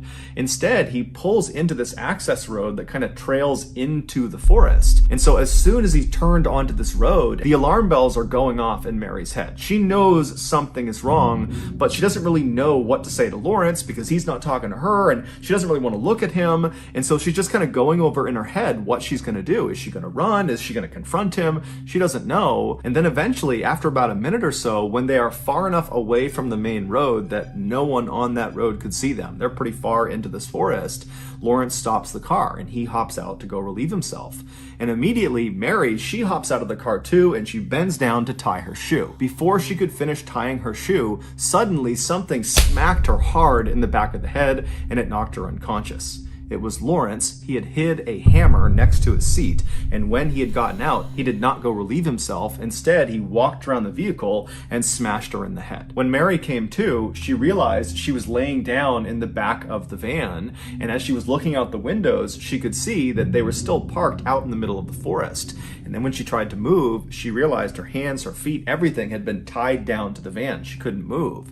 And so as she's wondering what's going on, Lawrence comes around, he opens the back doors to this van, he hops inside, and he begins assaulting her. Mary has no idea what to do. She's a 15-year-old kid, and this guy is on top of her. He's not stopping. And so she just began quietly begging him to please stop, set me free. I won't tell anyone. She just kept repeating that over and over and over again, and Lawrence never spoke back. He just continued the assault for hours and hours. Finally, when Lawrence got tired, he got off of Mary and he climbed out of the back of the truck and he went around and he climbed into one of the front seats and he fell asleep. And so Mary probably tried to free herself from her restraints, but there was nothing she could do. The restraints were tied too tightly. And so for hours, she must have just laid there wondering what was going to happen to her. And then at some point in the middle of the night, Lawrence wakes up again, and without saying a word to Mary, he just climbs out of the van and gets into the driver's seat and then drives the van out of the forest. He drives on the main road for a little while until he turns down another access road that takes them away from the main road, so away from any prying eyes, and he comes to a stop somewhere out in this forest in the middle of this big canyon. Lawrence parks the van, he climbs out and walks around to the back. He opens up the back doors where Mary is laying there whimpering and crying and begging to be set free. He climbs inside and her torture continues for hours and hours until the sun finally came up, at which point Lawrence stopped. He climbed out of the back of the van and he's standing out there and he turns around, so he's facing Mary, and he reaches in and he undoes her restraints. So he frees her, he pulls her out of the van and stands her up on the ground. And so she's crying, she's beaten, she's bloodied, she doesn't know what's going on. And she just gently says to him, "Please set me free." And he says, "Oh, you want to be set free? I'll set you free." And so he walks around this totally destroyed 15-year-old girl and he reaches into the back of his van where there's this toolbox and he pulls out a hatchet. And so he walks back and he's standing in front of Mary, and Mary would have had a fraction of a second to see what was in his hand before, in one fluid motion, he reaches and grabs her left arm with his left hand. He grabs her on the wrist, then he raises his hatchet up and he brings it down on her left forearm, severing her arm off right below the elbow. And so Mary falls backwards to the ground and she looks down at where her left arm just was. She's in shock. And before she can do anything, Lawrence just walks over and with his left hand again, he reaches over and grabs her right wrist. And now Mary knows what he's about to do. He's still holding this hatchet. And so she's screaming and she's kicking him as hard as she can to try to get him off of her, but his grip is too strong. And then he begins to chop at her right forearm over and over again. It would take 4 hard blows to finally sever her right arm off of her body. And so Mary falls to the ground in a heap. She's bleeding profusely. She's screaming in agonizing pain. And all Lawrence can focus on is that one of Mary's amputated hands was clutched on to his left arm. When he cut off her left hand, it had gripped onto his arm and now it was stuck to him. And so very nonchalantly, he began trying to flick this hand off of his arm. And then finally, when it did come off, he turned and looked at Mary and realized she had gone silent and she was limp and she was laying in a huge pool of blood. And so Lawrence put the bloody hatchet back inside of his van, and then he just walked over to Mary and grabbed her and began dragging her. About 100 feet down the road from the van was a culvert. A culvert is a big tunnel that goes underneath roads. It allows water and runoff to pass by the road without damaging it. And so this particular culvert underneath this access road was built about 30 feet below the surface of the road. And so if you were standing on the road over the area where this culvert was, if you walked to the edge of the road on either side, there would be a 30-foot drop-off down to the opening of this culvert on either side. And so Lawrence dragged Mary all the way over to this section of the road over the culvert and then chucked her lifeless body off the side, smashing it down onto the rocks below. And then Lawrence walked around very carefully all the way down to her body and stuffed her inside of the actual culvert. And then as he was walking away, he said to her, "Now you're free." After Lawrence left, Mary should have been dead. Really, she should have died at several points along this attack. But miraculously, Mary did not die. And in fact, she would later say she vividly remembered the entire attack. She was fully lucid, fully conscious, fully aware for the entire thing, save for the moment when she was knocked unconscious by the hammer. And so she vividly remembered having her arms amputated, and she specifically remembered one particular point in the beginning, before her left arm, the first arm, had been amputated. He grabbed her left wrist, and she in turn instinctively grabbed with her left hand onto his left arm. So she's clutching onto him. And so when he came down and cut her arm off, she began falling backwards, but she remembered thinking to herself, "Why am I falling backwards? I just grabbed onto his arm. I had a firm grip." And then as she's falling, it's like time is standing still. She literally saw her hand still clutching his arm and saw it had been cut off of her body. And then when Lawrence cut off her right arm, despite being in agonizing pain, it's like she instinctively understood that she has to pretend to be dead. Otherwise, she will die. And so she went totally limp. Her eyes were half open, and she watched as Lawrence is flicking her left hand, the one that she thought she had gripped onto when she was falling back. She watched as he shook that hand off of his arm. And then she was limp as he grabbed her and dragged her the 100 feet to the culvert. And she was limp and still and didn't make a sound when he threw her 30 feet down onto jagged rocks, and she broke 4 of her ribs. She was in excruciating pain, but her will to survive was telling her, "Make no sound. Take this punishment and you will survive." And then after he left, she remembers thinking, I don't know where he is. He could be waiting up on the road for me. I can't just crawl out and try to save myself, because then he might actually finish me off. And so she laid in this culvert in this horrible position, totally contorted, with her arms gone and broken ribs. And then finally, after a while, she started to feel exceptionally tired, and that was from blood loss. And she said there was a voice in her head telling her, "You can't go to sleep. If you go to sleep, you're gonna die. And if you die, we can't catch this monster, and he's gonna do this to someone else." And so she had this surge of adrenaline where she decided, I'm gonna live. I'm gonna get out of here. I don't know if he's still up there, but I have to get out and I have to try to save myself. And so somehow she got out of the culvert. And then once she was on the ground, she dug the nubs of her arms into the dirt and attempted to pack the wound with dirt and mud. And then afterwards, she raised her arms up over her head because she didn't want the blood and muscles to fall out. And so with her mutilated arms up over her head, she managed to crawl up this embankment, up onto the road. She's got no clothes on. She's covered head to toe in blood. She's in shock, and she starts running down the highway, and a car would actually come by fairly quickly, but they were so startled at what they were seeing, they didn't stop and they drove on. And so Mary would ultimately run 3 miles on this highway before finally flagging down a passing motorist. It happened to be a young couple, and after they got over the initial shock of what Mary actually looked like, they put her inside of their car and they sped to the hospital. Mary would stay in the hospital for a month, and during that time she would give police all this information about her attacker, about Lawrence Singleton, and using her very detailed description of him, the police were able to come up with a very good composite sketch. And Lawrence Singleton's neighbor happened to see that sketch, and they turned him in. Lawrence was ultimately sentenced to 14 years in prison for what he did to Mary. It was the maximum sentence that the judge could give. The judge wanted wanted to do more, but legally they couldn't. And so Mary, she testified at court. And so after it all ended and he was sentenced, Mary was leaving the courthouse. And as she passed by Lawrence, it was the one time she had to be physically close to him, he turned and kind of leaned into her and said, "I will finish the job if it takes me the rest of my life." 8 years later, Lawrence was paroled for good behavior. And so, of course, this terrified Mary, who by now had become a wife and she had 2 sons. And so she's worried that now that this guy is free, he's going to come and finish the job. But Lawrence would not go after Mary. Instead, 10 years after he got out on parole, he would attack another woman, a 31-year-old mother of 3 named Roxanne Hayes, and unfortunately, he would kill her. At Roxanne's murder trial, Mary would actually testify against Lawrence,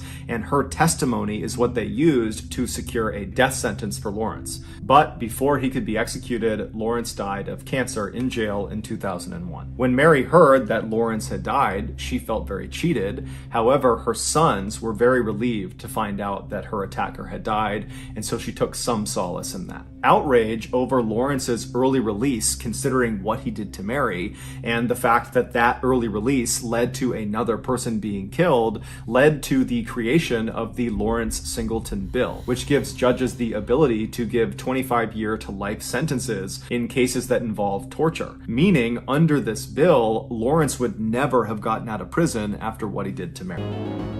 On the afternoon of August 2nd, 1998, a 48-year-old, 6-foot, 6-inch tall hiker named Mike Turner stopped for a moment and took his bottle out of his backpack and took a sip. Mike was standing in a cluster of trees on the side of this mountain about 11,000 feet up, inside of an area in Wyoming called the Fitzpatrick Wilderness. The Fitzpatrick Wilderness is easily one of the most visually striking places in the entire world. It's like all of the extremes of nature kind of collided together in this one place. You have these massive, 13,000 foot tall snow-covered mountain peaks, you have glaciers, and then right below them, right at the base of these huge mountains, are all these lush green fields full of tall grass and flowers and animals running around and little streams and lakes. I mean, it's absolutely picturesque. In fact, some of the pictures of this area, they look fake. They're so ridiculous. But the real reason the Fitzpatrick Wilderness was known as this unbelievably beautiful place was because really it went kind of untouched by people because it was so hard to get to. I mean, basically the only people who stepped foot in this very surreal landscape were really experienced outdoors people like Mike Turner, because it took a lot of know-how just to get to this area and to survive in this area. This is a very, very rugged place. But Mike Turner was not content just going to the Fitzpatrick Wilderness. He really wanted to experience the true nature of this area. And so what he was doing while he was out there was hiking off trail. And so he's in this totally remote place, hiking around in an area that was not even marked on a map. Now, to anybody who has not done any compass and map navigating out in the wild, this might seem totally reckless. And to a degree, it sort of is. But it's something that people totally have a knack for. I can speak from my own experience. When I was in the military, we did a lot of compass and map navigating, like in the backcountry in Alaska and also in California. And I was terrible at it, but I can tell you some of my classmates definitely had sort of like an innate skill to understand where they were in relationship to terrain features. And then if you combine that with proper training and experience, I mean, these guys got really good at just being able to navigate with a map and compass. And so Mike was one of those people that really was an excellent navigator. And so walking off trail like this in such a remote place was sort of routine for him.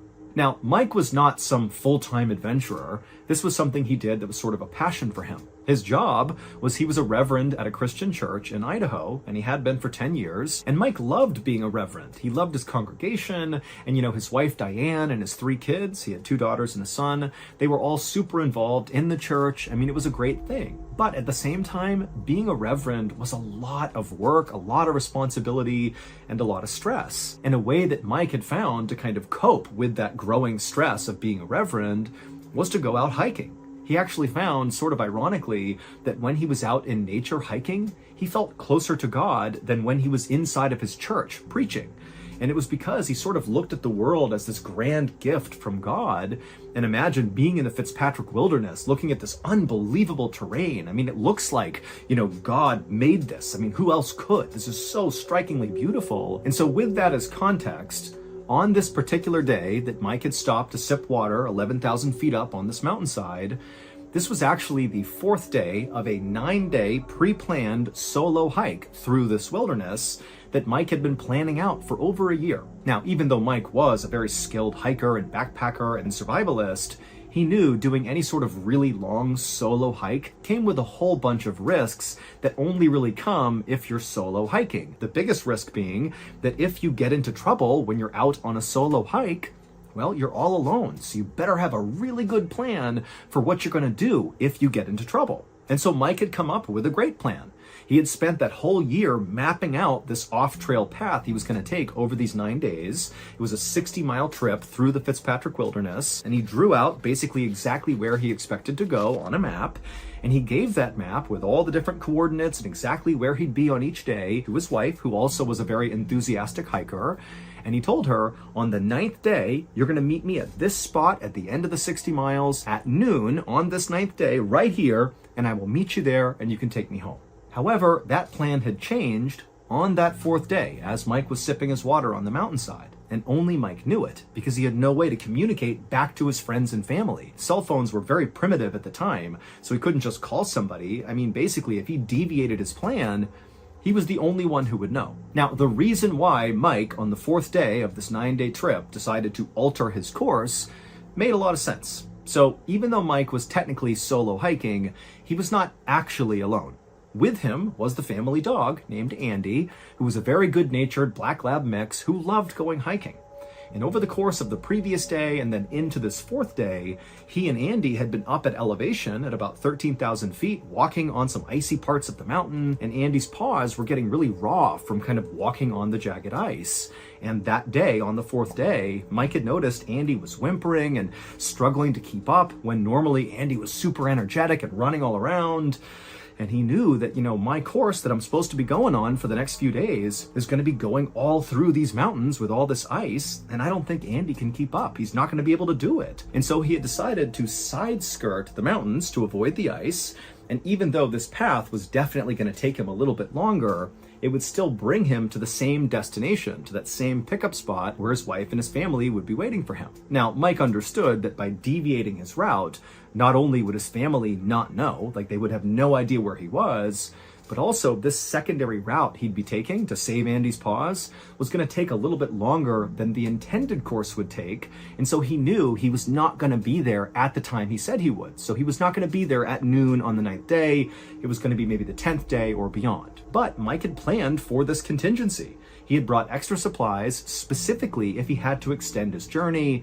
And so he felt confident that even though this was a big risk, to take this path that nobody knows he's on, he felt he could do it with no problems. And so after Mike finished taking a sip of his water, he pulled a bowl from his pack that was for Andy, and he poured some water in it, and he placed it on the ground, and Andy kind of made his way over and began lapping at the water. And as he did, Mike looked down and saw Andy's tail wagging happily. And Mike felt confident, seeing how much better his dog was already doing, that this was definitely the right decision. Taking this secondary route was definitely the way to go. But as Mike waited for his dog to finish drinking, Andy suddenly stopped and then lifted his head up with his ears perked up like he had sensed something. And then before Mike could stop him, Andy just took off running into the trees and disappeared. Now, Andy was a playful dog that periodically kind of ran around on the hikes like this. But remember, Mike is out in the backcountry and he's deviated his path. He needs to be really sure of where he is. He can't afford to make mistakes here. And if Andy just goes rogue and he has to go chase after him, the opportunity to get turned around or lost, or maybe come in contact with some big predator that maybe Andy has sensed, were pretty high. And so Mike grabbed the bowl and took off running into the trees after Andy. And after going into those trees, he emerged on the other side, Mike did, and suddenly he was hit with this incredible view, kind of looking down towards this lake, and there was this huge clearing on this side of the mountain that was filled with these huge boulders, like boulders the size of small cars, and they were everywhere. Basically, the mountain, as it eroded, chunks of rock were rolling down into this clearing that was sort of at a slant down towards this lake, and it just filled the entire clearing with boulders, to the point where you really couldn't actually walk on solid ground. The only way to get from where Mike was and where where Andy was, because at this point he could see his dog. His dog was making his way towards the lake. Clearly, that's what Andy had sensed, the lake, and he was going to get a drink or something. And so Mike knew to get to his dog, he would basically have to climb onto the boulders and jump from rock to rock all the way to his dog. And so Mike tried calling for Andy one more time to stop and come back, but Andy was on his own program going towards the lake. And so, resigned to the situation, Mike climbed on top of the first boulder and began jumping boulder to boulder in the direction of his dog.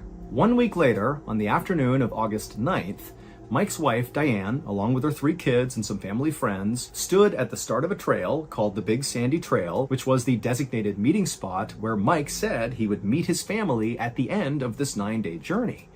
And as Diane stood there at this meeting place, she kept anxiously checking her watch. Mike was late, and not just a few minutes late. He was a full 24 hours late. Mike was supposed to be there on the 8th at noon, and now it's the 9th, and he's still not here. But remember, Mike is a guy that did stuff like this fairly regularly. He was very competent out in the wild, and everybody knew when he went off on this journey that, of course, there was some variability to when he would actually arrive at the meeting place. You know, despite Mike saying, "I'll be there on the 8th at noon," Diane and her friends and family all sort of felt like, well, I hope he's there at noon, but realistically, he might be, several hours or maybe even a day late, and that's okay. And so the day before, when he didn't show up at noon, people were anxious, but they were okay. Now, 24 hours later, and still Mike has not shown up, there's no trace of him, Diane and her kids and the family friends, they were starting to worry. And in fact, before Mike left on this trip, he told Diane that if for some reason he does not show up on the 9th, so 24 hours after he said he would be there, and it's past 4 o'clock on the 9th, this is the trigger point, that Diane should call the authorities and assume something is wrong and send out a search party. And so Diane is checking her watch on the 9th, and soon enough, it's 4 p.m. Mike's not here. 4:05, 4:10, 4:15, still no Mike. And even though she knew her husband said, "Now it's time, go get the authorities," she just couldn't bring herself to do it. She felt like it's such a huge to-do if you get a search party organized out here. I mean, that's a massive effort, super expensive. And she felt like the second she told authorities that Mike would come walking out of the wilderness with a big story to tell and a big apology for being late. And so she convinced herself that, you know what, give him one more day, I'm sure he's bound to show up. But the next day, on the 10th, when still there was no sign of Mike, that morning, Diane did go to the authorities and she reported Mike missing. And just as she expected, a massive search was launched for Mike. But you need to keep in mind here that again, Diane and the searchers and everybody besides Mike has no idea that he has altered the path he was on. And they're going to be searching this massive expanse of wilderness that even with the best of conditions, knowing exactly where someone is on their route, I mean, it's so hard to find people out here. I mean, it's totally rugged. Things are obscured from view, from the air, from the land. There are areas you can't even get to. There's predators out there. I mean, this is a dangerous thing to be doing. And again, they don't know he's not even on that path anymore. He's deviated. And so, despite helicopters in the air, horseback teams out in force, hundreds of volunteers combing the area looking for Mike, nobody found a trace of him. And after 2 weeks went by with this huge search producing nothing, they finally had to call it off. And so, of course, Mike's family is just unbelievably devastated. They have no idea what's happened to Mike. 5 days later, so 5 days after the end of the official search, we're now at August 28th at this point. A couple of backpackers were hiking through an area in the Fitzpatrick Wilderness that was actually about 17 miles away from the last known sighting of Mike Turner. Now, that was not when he went through the trees and saw the boulders. This was around the time Mike literally began the 9-day epic journey. Somebody had seen him in one area, and so where these two backpackers are is about 17 miles away from there.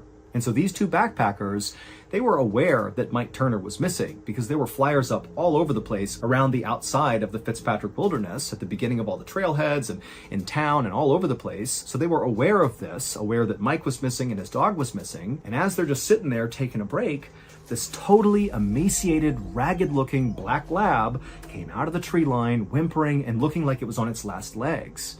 It was Andy. And right away, these backpackers knew that's the missing dog. And so they lured the dog to them with granola bars, and Andy came up and he ate, they gave him water. And just so you know, Andy would survive and make a full recovery. And so after these backpackers have Andy in their possession, they immediately contacted authorities, who then got in touch with Mike's family and said, hey, we found Andy. And so you can imagine the absolute roller coaster of emotion Mike Turner's family is going through. Now that they hear Andy is okay, Andy's come out of the forest, they're thinking, oh my goodness, maybe Mike is okay too. Maybe Andy can lead us back to where Mike is. Mike is this totally skilled survivalist. He's got to be alive out there. And so after discovering Andy, a second search was launched using Andy as the guide dog. They basically went to that spot where the backpackers found him, and basically Andy's family and some other volunteers allowed Andy to lead them back into the wilderness, hoping it would lead them to Mike. And so as this new search began with Andy leading the way, a separate backpacker, who we will call Brian, just for the sake of the story, that's not his name, but we're going to call him Brian, he was hiking through a section of the Fitzpatrick Wilderness, not near where Andy was. This is a separate area. And Brian, he was not involved in looking for Mike Turner, but he was aware that Mike was missing because, again, he had seen all the missing person flyers, he'd seen the news, and when he began his own hike into the wilderness, he had seen at the start of his own trailhead a big flyer with a picture of Mike Turner and his dog saying he was missing.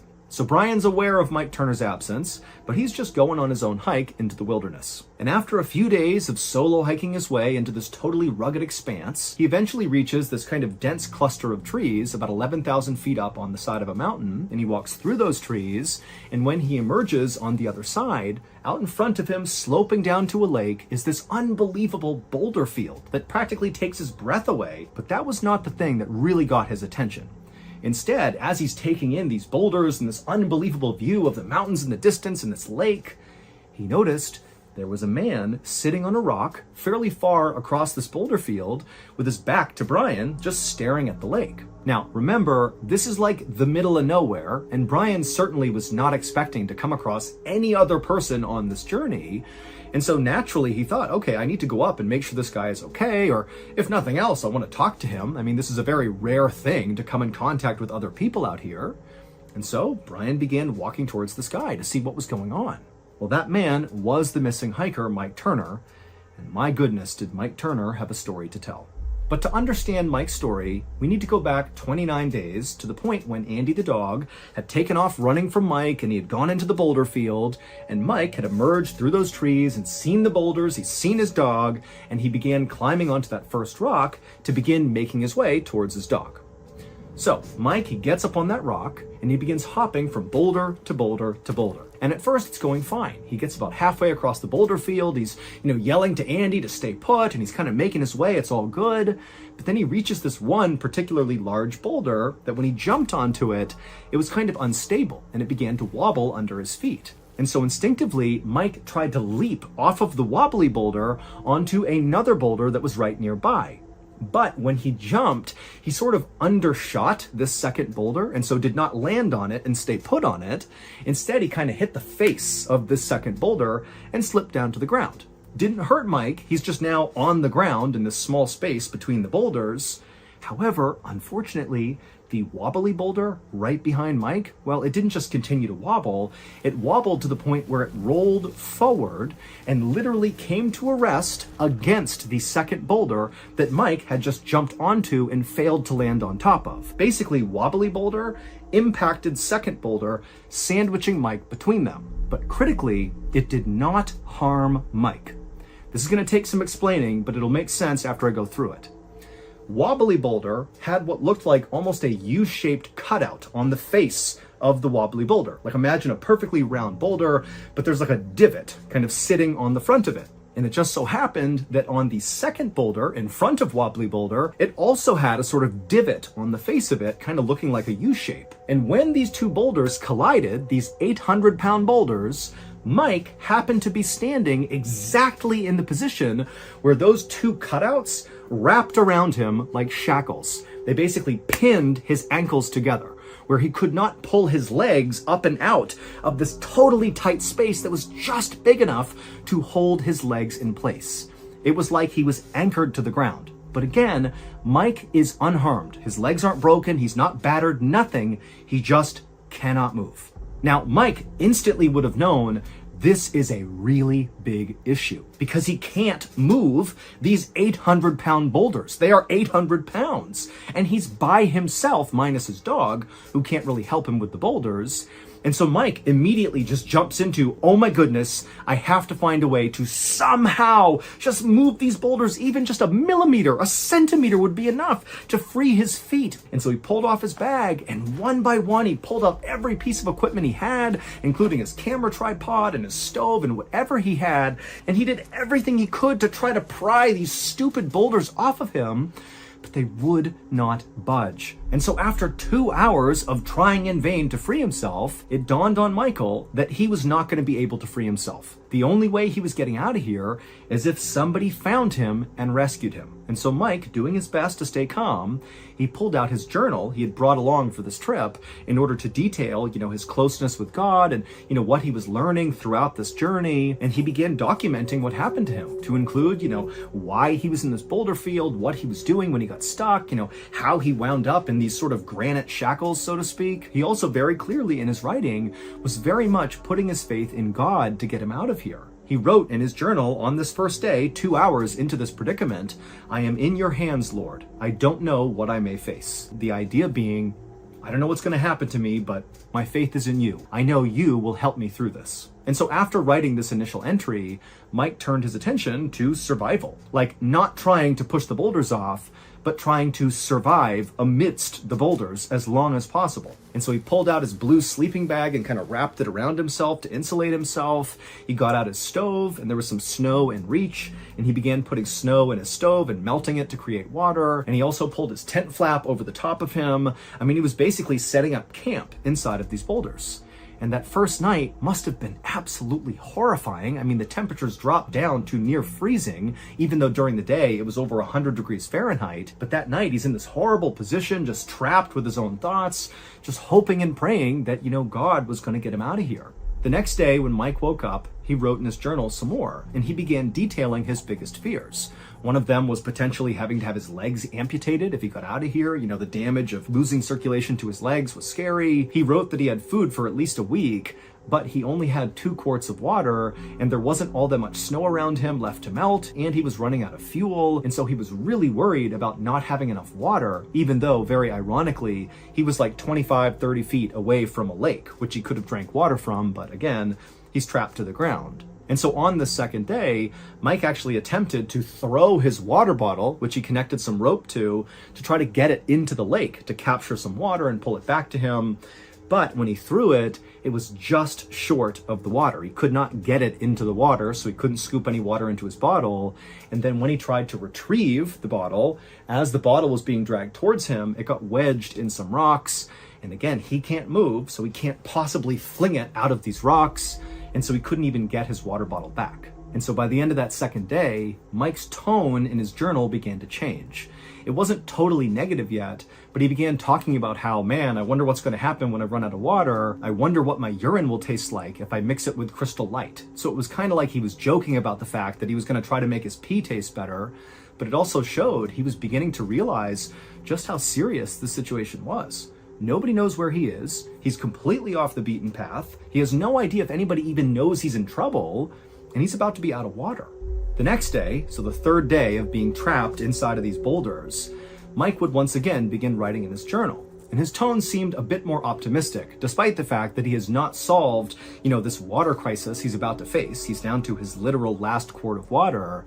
But in his journal, he talked about how this whole trip he went on, this 9-day trip he had planned out, the whole point was to become closer to God.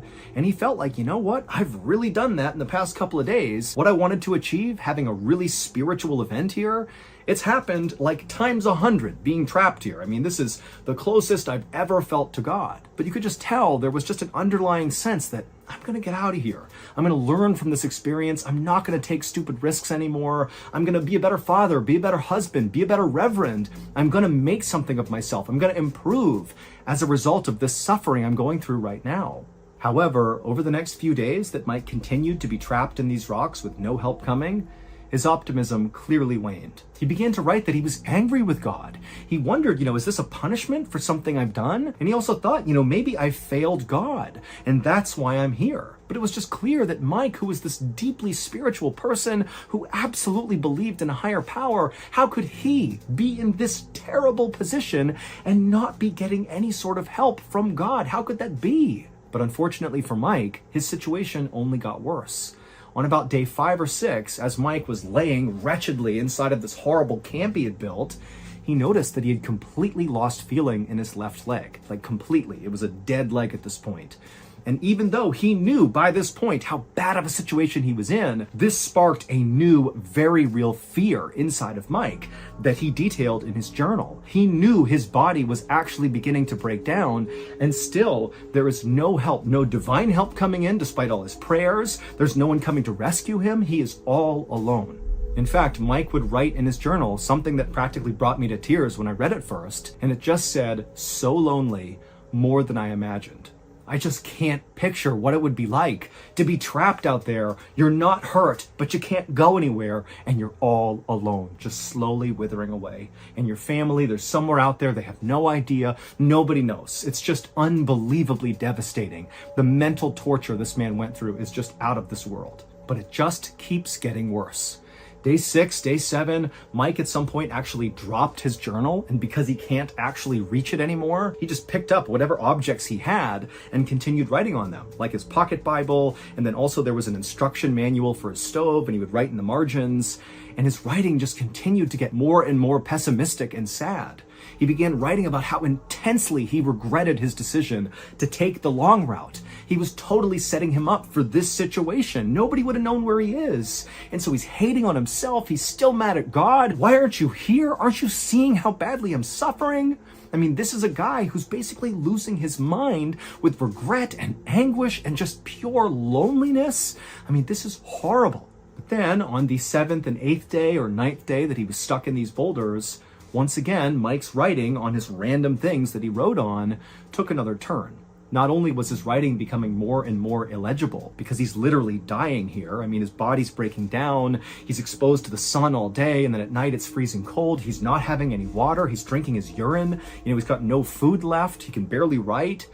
His writing begins to talk about his family and his children. At this point, Mike must have known the end is near. And so all he had was just the thoughts of his family. He began wondering, what his kid's life were going to be like in the future, because obviously the implication here is he knows he won't be there to see it. He'll be dead. And then in some of the last entries he would make, it was obvious that really Mike had turned back to God. Now he was back to approaching God with open arms. He was no longer upset or questioning God's plan. He was just ready. He actually wrote in his journal, "Fill me with peace, Lord. May my conditions not deny my love for you." And then he wrote, "I'm ready to die, though I'm missing my family." And then in his final entry, which must have been on the 10th day of his predicament, Mike's writing was basically completely illegible at this point because he's right on death's door. And even though you can't really tell what he wrote, at the end of this final entry, it says, "Love, Dad." It was like he was saying his final goodbye to his family. Then Mike took off his wedding band and he placed it on the rock next to him because he knew once he died and decomposed, the ring would fall off his bones and be lost in the rocks below. And he clearly wanted his family to have that wedding ring, so he placed it on the rock and then he prepared to die. When Brian the hiker walked up to the sitting man he saw on this boulder, he realized almost immediately that that was Mike Turner because he had seen the missing person flyers before he came into the wilderness. And so knowing this is the guy they're looking for and knowing he couldn't move him, he covered him up and then he took Mike Turner's wallet, which contained his ID, and then as fast as he could, Brian the hiker made his way back to the beginning of the trailhead and contacted authorities. I will say it took Brian almost 3 days to contact authorities, and he was going as fast as he could, retracing his steps. So that really gives you a sense of really just how remote of an area Mike was in when he passed away. And then also it would turn out that Andy the dog, who was leading that secondary search, he wouldn't find Mike before Brian would. But once they discovered where Mike had died and they checked the direction Andy was taking his family, it was obvious that Andy was heading in that direction. He was a faithful dog going back to save his owner. He just wasn't going to get there in time. And to close the story out, making it even more tragic, on the day that Mike left his wife Diane and his 3 beautiful children to begin this 9-day trek, after he left, Diane received a bouquet of flowers in the mail that Mike had sent, that he knew would arrive after he had left. And attached to this bouquet was a note. And the note was written to Diane, and it just said, "Thank you for letting me live this adventure. Know that wherever I am and whatever I'm doing, I'm thinking of you."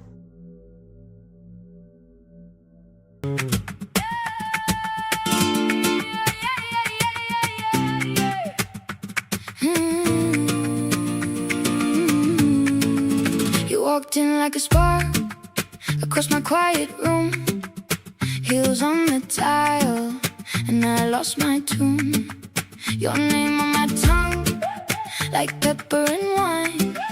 One look from your eyes, and you pull that line. Hey, you move too close, then you pull away. I feel that heat when you say my name. Hands in the air, heart on the floor. I want that fire and I want more.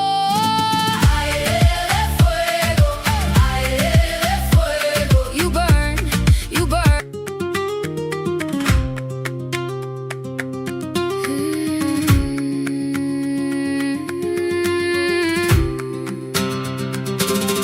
You walked in late, my skirt on fire, fingers on the glass like you know desire. Salt on your lips, dust on your heel. One look from you and the room won't sit still. Hey, you pull me close, then you pull away. My heart says stay, my head says no way. Red skirt, spin, spin, take me in. Red skirt, spin, spin, don't let go me, I'm more. Skirt, spin, spin, burn me slow, slow.